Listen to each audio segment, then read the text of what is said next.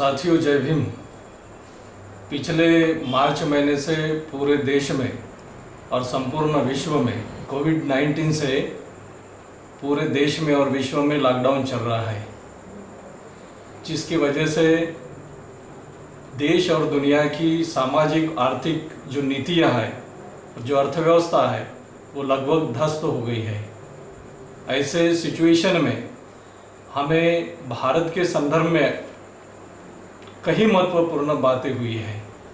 पिछले मार्च महीने से लगभग जुलाई महीने तक इन 4-5 महीने का हम अगर एनालिसिस करते हैं तो हमें ये नज़र आता है कि कोविड-19 से सामाजिक आर्थिक नीतियों पर असर हुआ है। साथ ही साथ हमारे देश में चाइना के साथ संघर्ष हुआ है।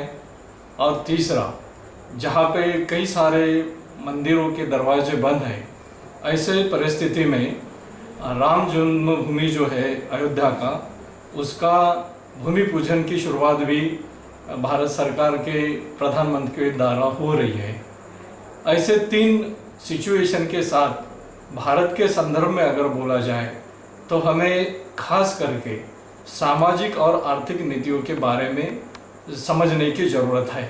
हम सब जानते हैं कि जब 15 जून को गलवान घाटी में संघर्ष चला था, तब प्रधानमंत्री के तरफ से एक स्टेटमेंट आया था कि भारत के ज़मीन पर कभी कोई चीनी सैनिक नहीं आया है। इसका मतलब कि चाइना ने हमारी ज़मीन नहीं छीनी है, 1 इंच भी चाइना हमारे ज़मीन पर कब्जा नहीं किया है।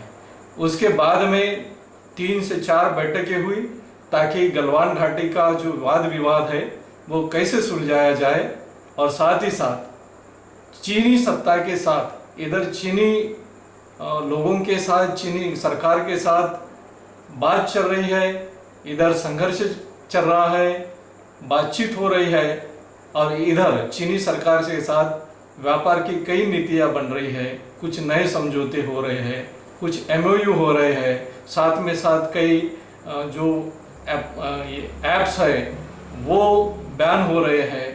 तो पूरे देश की जनता जो है, इधर समझौते के तहत, ऐप बंद होने के तहत 19 की महामारी जो चल रही है, ऐसी अवस्था में पूरी देश की जनता कंफ्यूज हो रही है कि भारत में आखिर चल क्या रहा है। तो इसलिए हमें ये जानना जरूर समझा कि क्यों ना हम इस विषयों पर हमारे देश के लोगों को अवगत कराया जाए। साथियों, आप सब जानते हैं कि देश में एक तरफा चीनी उत्पादों की तरफ गुस्सा है, तो साथ ही साथ भारत सरकार रशिया और अमेरिका और साथ ही साथ चीनी कंपनियों के साथ कैसे समझौता कर रही है, इसका आकलन हमें होने की ज़रूरत है। इसलिए साथियों, हमें मोदी जी और बीजेपी के विजन को समझने की ज़रूरत है। जब तक हम इस विजन को नहीं समझेंगे, तब तक हमारी स्थिति सामाजिक आर्थिक अर्थव्यवस्था विकट होने के साथ साथ हमारे आगे जो समस्या निर्माण हुई उसका सॉल्यूशन हम नहीं निकाल सकते। हमारे देश की रैंकिंग इंटरनेशनल लेवल पर क्या है और हमारी समस्या क्या है, इसको हमें अवगत होना जरूरी है। आप सब जानते हैं कि भारत के संदर्भ में बाबा साहब अम्बेडकर ने कहा था कि भारत के 2 मुख्य शत्रु हैं, एक है कैपिटलिज्म और दूसरा है ब्राह्मणिज्म। तो हमें कैपिटलिज्म की नीतियाँ और साथ ही साथ ब्राह्मणिज्म की नीतियाँ को डिस्कस करना है डॉक्टर बाबा साहब अम्बेडकर के विजन और व्यू से, उनके विचारों के आधार से। तो साथियों, आज बेसिकली भारत जो है, caste based socio economic inequality बड़े पैमाने पे भारत में निर्माण हुई है। भारत की समस्या एजुकेशन की समस्या है, भारत की समस्या हाउसिंग की समस्या है, भारत की समस्या हेल्थ की समस्या है, लैंड ओनरशिप की समस्या है, एंटरप्रेन्योरशिप की समस्या है, राइट टू फूड की समस्या है, सोशल सिक्योरिटी की समस्या है, अनएम्प्लॉयमेंट और पॉवर्टी की समस्या है। इन समस्या पर पिछले 6 महीनों से लगभग कोई भी चैनल, 1-2 चैनल को अगर हम छोड़ देते हैं तो कोई भी चैनल इस पर डिस्कस नहीं कर रहा है। इतनी बड़ी समस्या से भारत की करीब करीब 90 करोड़ आबादी सफ़र हो रही है, ग्रसित है। फिर भी इस समस्याओं पर लगभग कोई भी ना मीडिया, ना मीडिया अच्छा, इलेक्ट्रॉनिक मीडिया ना प्रिंट मीडिया इस पर डिस्कशन कर रहा है। तो ऐसा क्या हुआ है हमारे देश में लोकतंत्र को बचाने के लिए? क्या हम इतना भी नहीं कर सकते? और मैं आप लोगों को अवगत कर सकता हूँ। अब हम ये देखते हैं कि गलवान घाटी से लेके कोविड-19 से लेके और कई मंदिरों के भूमि पूजन से लेके हम ऐसे सिचुएशन में भारत का बहुजन समाज किस तरह से काम कर रहा है। क्या सामाजिक आर्थिक नीतियां बिगड़ने से उनके जीवन पर कोई असर नहीं होगा? तो साथियों, ये क्या पहली बार हो रहा है? ये पहली बार नहीं हो रहा है। चाइना का जो गलवान घाटी का विवाद है, उसके पहले डोकलाम घाटी का विवाद हुआ था। डोकलाम में ये जो संघर्ष है ये लगभग 73 दिन चला था। 16 जून 2017 से लेके 28 अगस्त 2017 तक चला था। तब भी भारत सरकार के प्रधानमंत्री जो है, भारत के प्रधानमंत्री नरेंद्र मोदी जी ही थे। और आज भी गलवान घाटी में हमारे 20 सैनिक जो मारे गए और ये जो संघर्ष चल रहा है, तब भी भारत के प्रधानमंत्री नरेंद्र मोदी जी ही है। यही भारत का नेतृत्व कर रहे हैं। तब भी मोदी जी ने कहा था कि हम चीनी कंपनियों के साथ व्यापार बंद करेंगे, देश आत्मनिर्भर बनाएंगे। लेकिन तब भी 2017 से लेकर देश आत्मनिर्भर नहीं बना और ना ही चीनी कंपनियों के साथ हमारा कोई वाद विवाद हुआ। लगभग इस बात को हम दोहराते हुए ये सिद्ध करेंगे कि जब 16 जून को संघर्ष चला डोकलाम घाटी में, उसके 4 दिन बाद यानी 20 जून 2017 को अडानी ग्रुप के साथ चीनी कंपनी ईस्ट होप ग्रुप का एमओयू साइन हुआ। 25 अप्रैल 2018 को अडानी ग्रुप के साथ power construction corporation of India है, उसका एमओयू साइन हुआ, जिसको झारखंड अपने देश का आदिवासी बहुल राज्य है, उसमें पावर प्रोजेक्ट लगाने का एमओयू साइन हुआ। और उसके बाद में प्रधानमंत्री ने ऐलान किया था 2017 में कि फार्मा सेक्टर में चीनी से आने वाला हर माल जो है वो बंद कर दिया जाएगा और हम आत्मनिर्भर बन जाएंगे। 2017 में ही चीन से, अभी देखिए, एक तरफ व्यापार को बंद होने की बात हो रही है और दूसरी तरफ हमारे एमओयू साइन हो रहे हैं। हमें ये सीखना चाहिए। लगभग वैसा ही सिचुएशन गलवान घाटी के बाद आया है। गलवान घाटी के बाद भी प्रधानमंत्री ने यह ऐलान किया है कि हम आत्मनिर्भर बनेंगे और आत्मनिर्भर बन के हमारे देश में ही हमारे देश के लोगों को रोजगार अवगत किया जाएगा। क्या ये सच साबित होगा? हम जब तक पुराने इतिहास से नहीं लगभग सीख लेंगे, तब तक हम नए विजन को नहीं डेवलप कर सकते। तो अगर मैं आपको इस पर फोकस करूं तो 2017 में चीन से 818 करोड़ रुपए का माल भारत में इंपोर्ट किया गया और अभी 2019 में 19-20 का अगर मैं जिक्र करूं तो 1149 करोड़ रुपए का हमारा व्यापार ट्रांजैक्शन हुआ है। मतलब 818 और 1149 लगभग 330 करोड़ का डिफरेंस है। 330 करोड़ आज हम ज़्यादा का ट्रांजैक्शन करते हैं। वैसे ही व्यापार जो है, व्यापार के इसमें लगभग 2017 में हमारा $60 बिलियन था, अभी हमारा $68 बिलियन पहुंच गया है। यानी हमें ये यहाँ पे सीखने को मिलता है, देखने को मिलता है कि 2017 के बाद भी चीन के साथ हमारा ना व्यापार कम हुआ और ना ही हम आत्मनिर्भर बने। और डोकलाम के बाद आज की परिस्थितियों में अगर कहूँ, 2019 की बात अगर मैं कहूँ, तो चीन के साथ भारत सरकार की लगभग 22 मीटिंग हुई है और 22 मीटिंग में होने के बाद ये तय किया गया कि चीन के साथ व्यापार बंद नहीं होगा, बंद नहीं कर सकते। और 2019 में लगभग 2015 जून को हमारा गलवान घाटी का विवाद हुआ और उसके पहले 2019 में भारत सरकार की चीन के साथ लगभग 6 मीटिंगें हुई है। इसलिए साथियों, आज की परिस्थिति में ना हमें कोई पार्लियामेंट जवाब दे रही है, ना सही बता रही है, देश कंफ्यूज है, देश के लोग कंफ्यूज है। लेकिन देश के लोगों को ये बहुत खुशी है कि हमारी समस्या का हमारी नीतियों से समाधान ना निकले, लेकिन हमारी जो आस्था है उस आस्था का हाँ समाधान बीजेपी सरकार ने निकाला और इसलिए वो बहुत खुश हो रहे।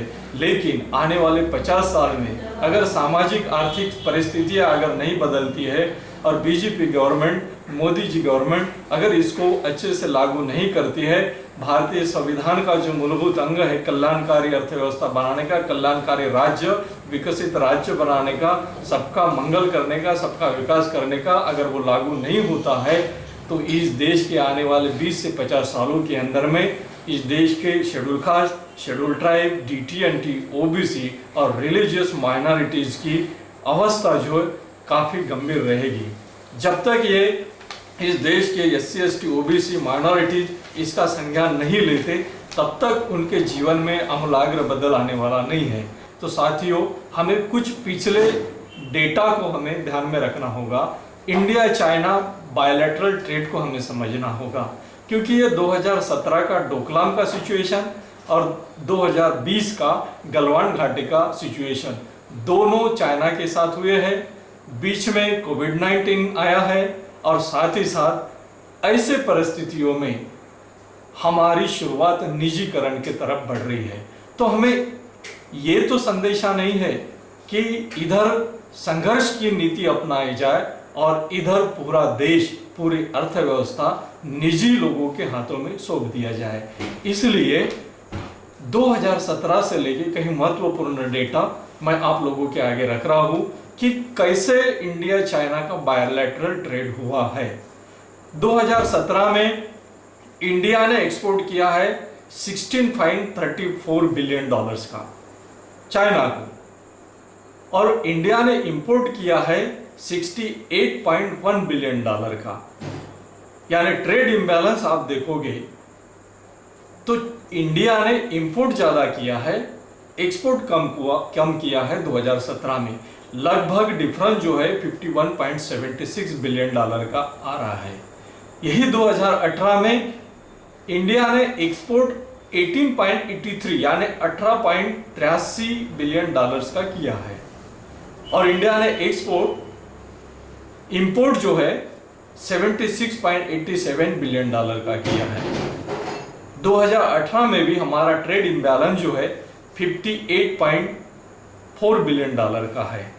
साथ ही साथ हम 2019 की अगर बात करेंगे तो इंडिया का एक्सपोर्ट जो है चाइना को हुआ वो 16.32 बिलियन डॉलर का हुआ है, और इंडिया ने एक्सपोर्ट चाइना से जो किया है वो 68 बिलियन डॉलर का किया है। यानी एक्सपोर्ट कम, इंपोर्ट ज्यादा, ट्रेड इम्बैलेंस 51.68 बिलियन डॉलर का है। यानी लगभग ये डेटा प्रूव करता है कि 2017 से 2019 तक डोकलाम घाटी विवाद होने के बाद भी हम चाइना से ज्यादा एक्सपोर्ट करते रहे और चाइना हमारे देश से कम इंपोर्ट करते रहा।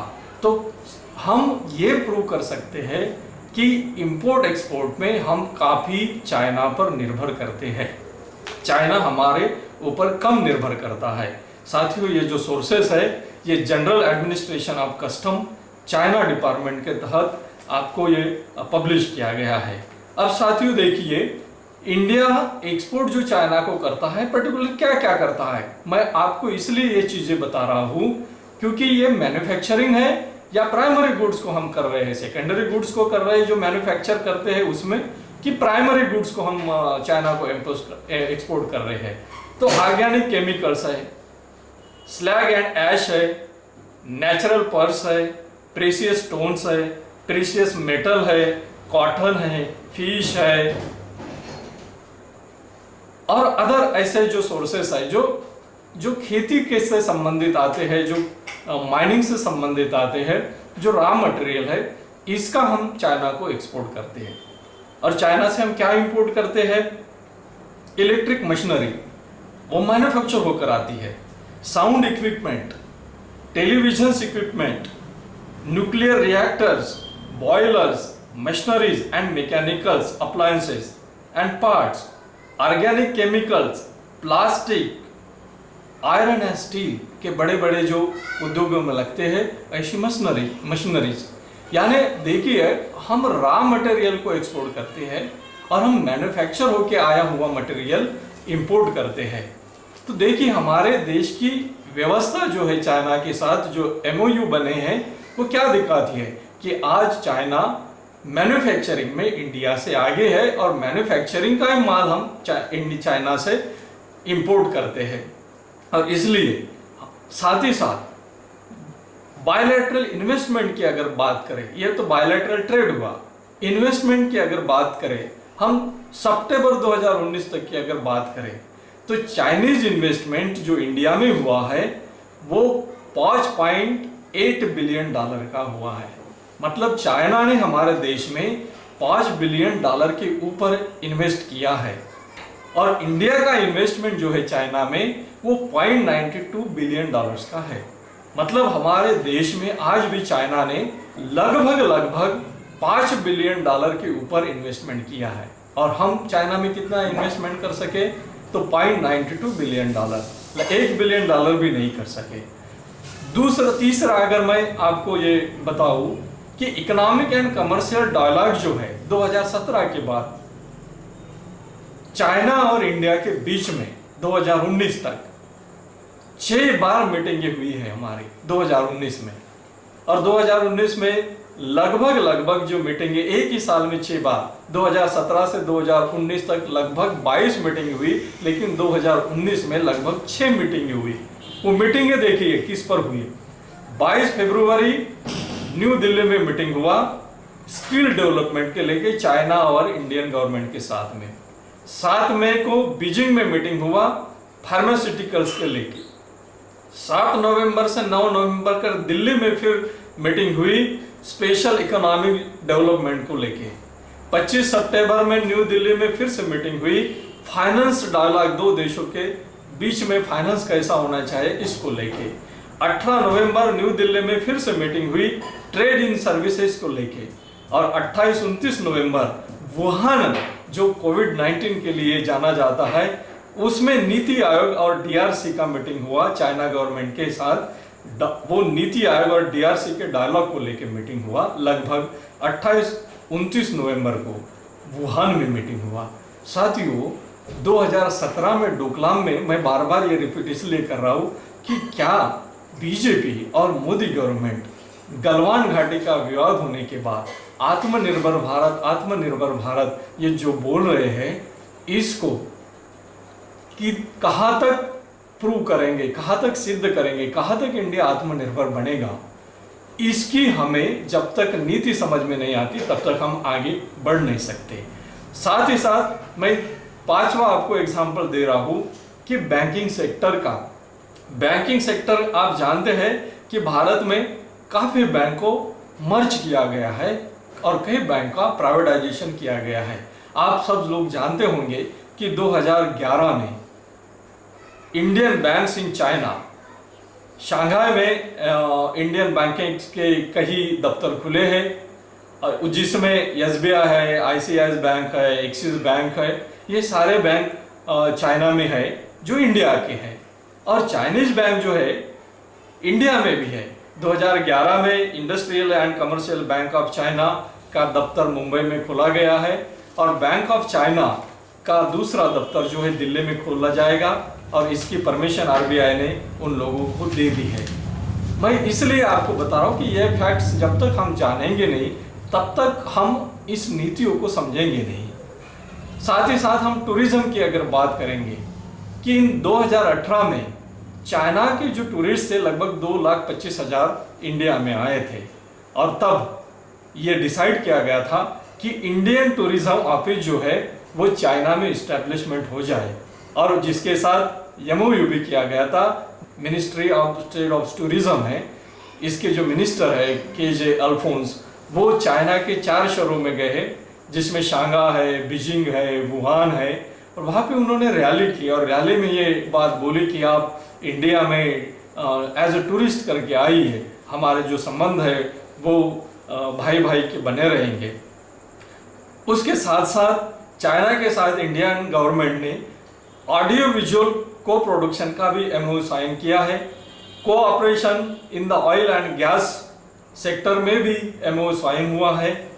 साथ ही साथ डबल टैक्सेशन अवॉइडेंस एग्रीमेंट भी मई 2018 में इंडियन गवर्नमेंट ने चाइना के साथ साइन किया है। और मैं आपको इससे भी ज़्यादा मज़े की बात अगर बताऊँ तो चाइनीज कंपनी के जो कर्मचारी है, चाइनीज ऑफिसर्स जो है, चाइनीज गवर्नमेंट के जो ऑफिसर्स हैं, जब जब वो भारत में रहेंगे भारत उनको सोशल सिक्योरिटी प्रदान करेगा।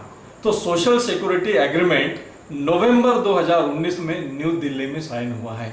आप लोग देखिए कि भारत के कर्मचारियों के लिए जो ऑर्गेनाइज सेक्टर में काम कर रहे हैं, जो वर्कर काम कर रहे हैं, जो अनऑर्गेनाइज सेक्टर में काम कर रहे हैं, उनको सोशल सिक्योरिटी गवर्नमेंट नहीं दे रही है। जिन लोगों को सोशल सिक्योरिटी मिल रही है उनकी सोशल सिक्योरिटी निकाली जा रही है। लेकिन नवंबर 2019 में चाइनाज गवर्नमेंट के साथ भारत सरकार ने सोशल सिक्योरिटी एग्रीमेंट साइन किया है और ये कहा गया है उस एग्रीमेंट में कि चाइनीज ऑफिसर्स या फिर चाइनीज कंपनी के लोग अगर भारत में रहते हैं तो उनको पूरी तरह से सोशल सिक्योरिटी दी जाएगी। साथ ही साथ कोऑपरेशन इन रेलवे सेक्टर, इसमें भी चाइना के साथ भारत सरकार ने एमओयू साइन किया है।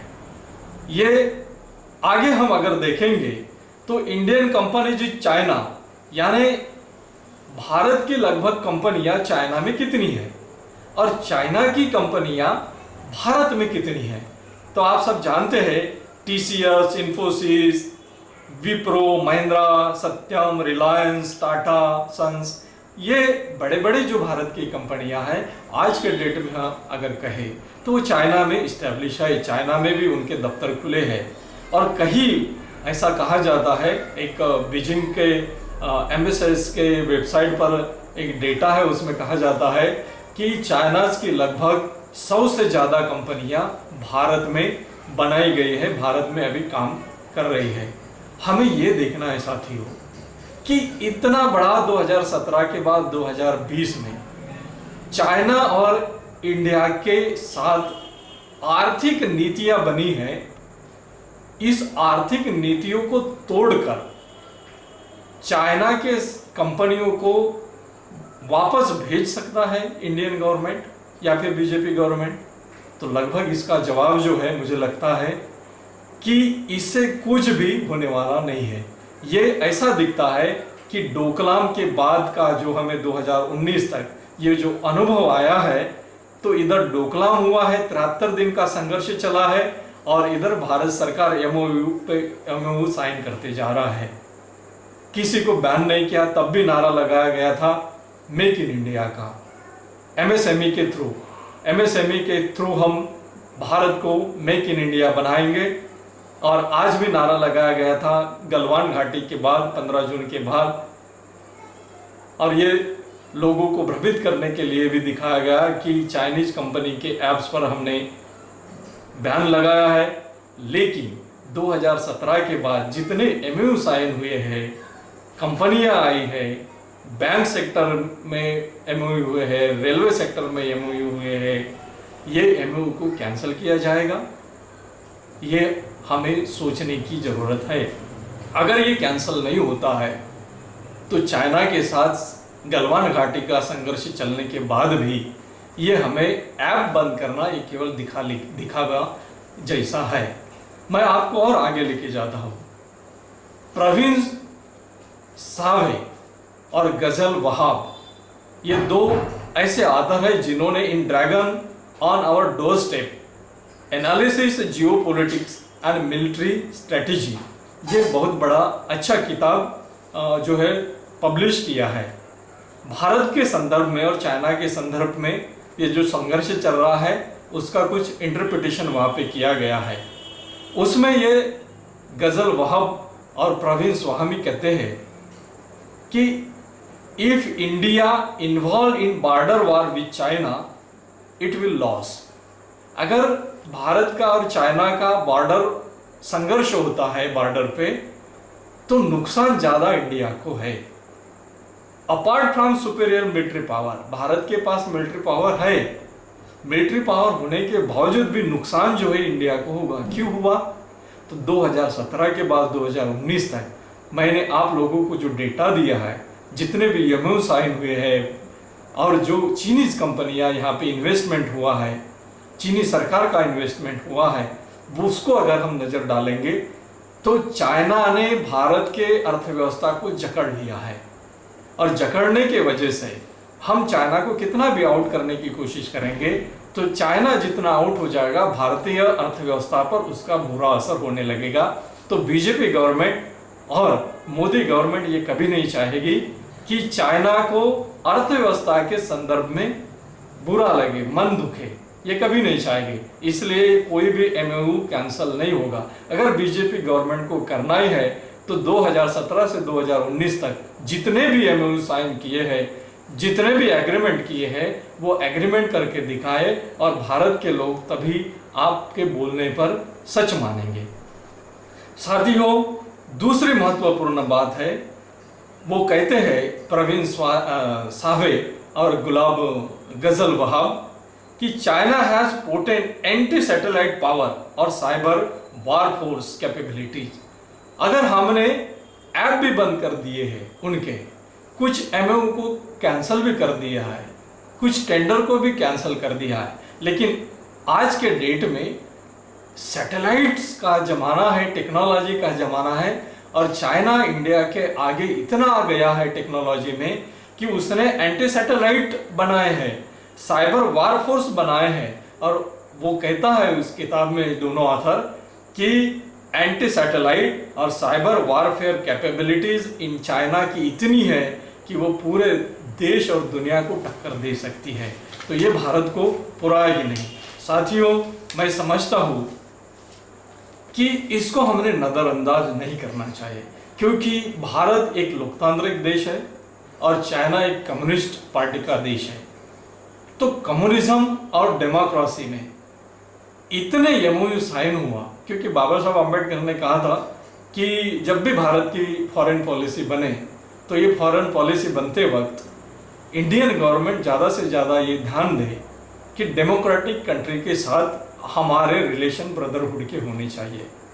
लेकिन आर्थिक नीतियों से हमने चाइना के साथ बहुत बड़े एमओयू साइन किए हैं, एग्रीमेंट भी किए हैं।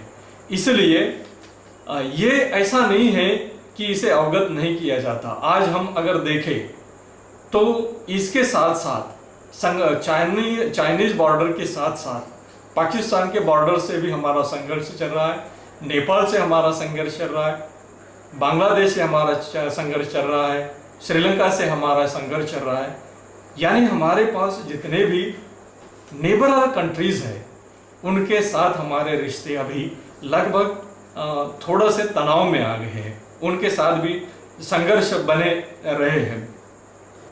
जी जिनपिंग ने 18वीं पार्टी कांग्रेस में इशारा किया था, उनकी पार्टीज का जो सेलिब्रेशन हो रहा था 18वीं पार्टी कांग्रेस में, तो उन्होंने इशारा दिया था कि हमें चीनी सपनों को हासिल करना है।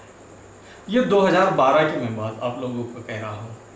2012 में जी जिनपिंग ने इस बात को ये चीनी लोगों को संबोधित करते हुए कहा था कि हमें चीनी सपनों को हासिल करना है। अब साथियों, चीनी सपना है कौन सा? उन्होंने और आगे कहा था कि चीनी सपनों को साकार करना यानी 2021 तक देश और दुनिया में चीन को महान चीन राष्ट्र का पुनर्जीवित करना, यानी चीन को महान चीन राष्ट्र के तौर पर पुनर्जीवित करना है। और ये 2012 में उन्होंने क्यों कहा था? क्योंकि 2021 में कम्युनिस्ट पार्टी को 100 साल पूरे होने जा रहे हैं और इसलिए उन्होंने ये लगभग तय किया कि पूरे विश्व में चीनी सपनों को साकार करना है। और चीनी सपनों को साकार करना यानी कम्युनिज्म की थ्योरी को साकार करना है। और उसी के तहत, ये प्लान के तहत, 2012 के प्लान के तहत 2015 में चाइना ने चाइना पाकिस्तान इकोनॉमिक कॉरिडोर बनाने की शुरुआत कर दी।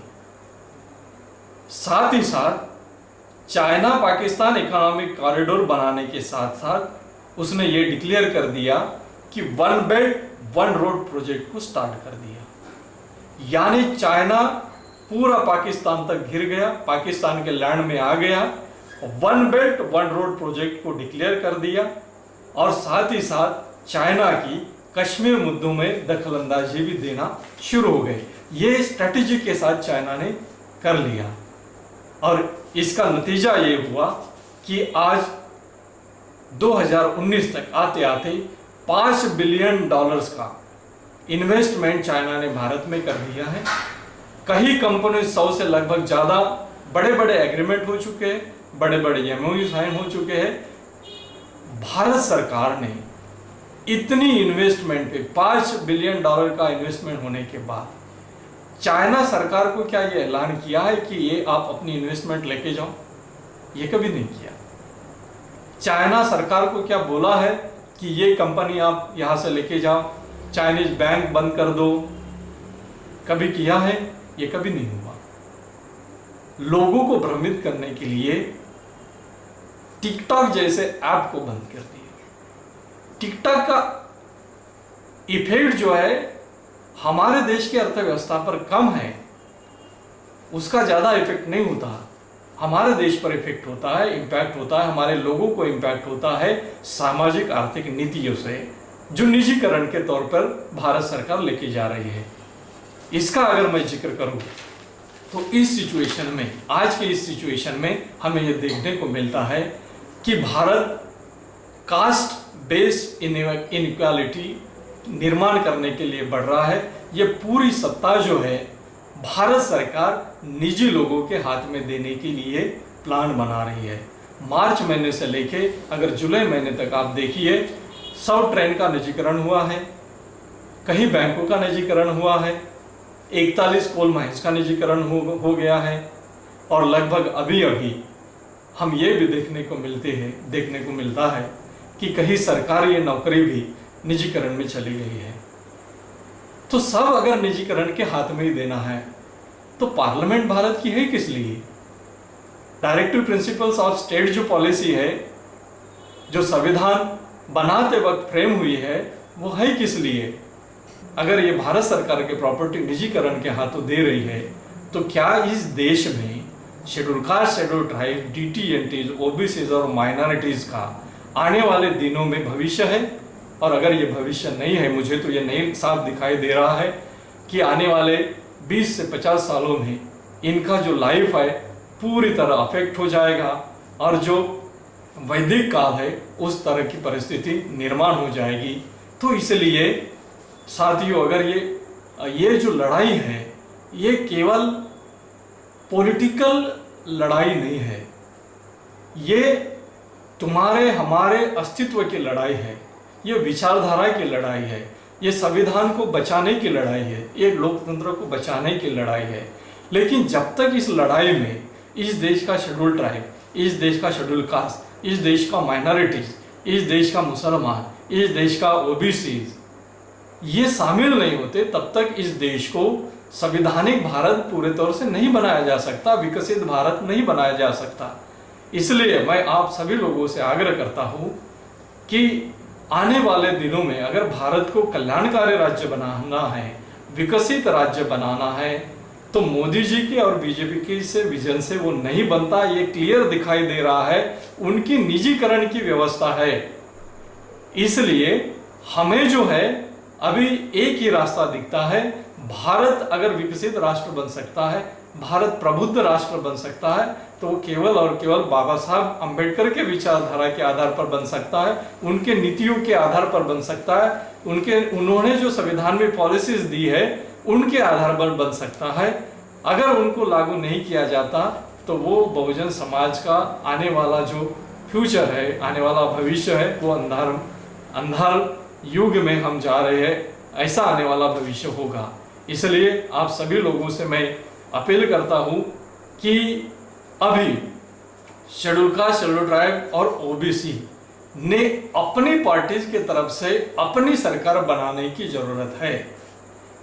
जब तक ये चाहे जितने स्टेट में जो है, चाहे महाराष्ट्र में शरद पवार हो और चाहे और OBCs की और पार्टीज हो, इधर यूपी में SP BSP हो, झारखंड में सोरेन की सरकार हो, तमिलनाडु में हो, ये जो पार्टियां है ये नेशनल लेवल पर मिलके एक नीति के तहत, एक विचारधारा के तहत ओबीसीज और शेड्यूल कास्ट और शेड्यूल ट्राइब के पॉलिटिकल ऑर्गेनाइजेशन ने एक होकर भारत की पार्लियामेंट को हस्तगत करना है, सत्ता बनाना है, प्राइम मिनिस्टर होना है, मंत्रीज होना है और वेलफेयर और विकसित कल्याणकारी नीति को हमें लागू करना है।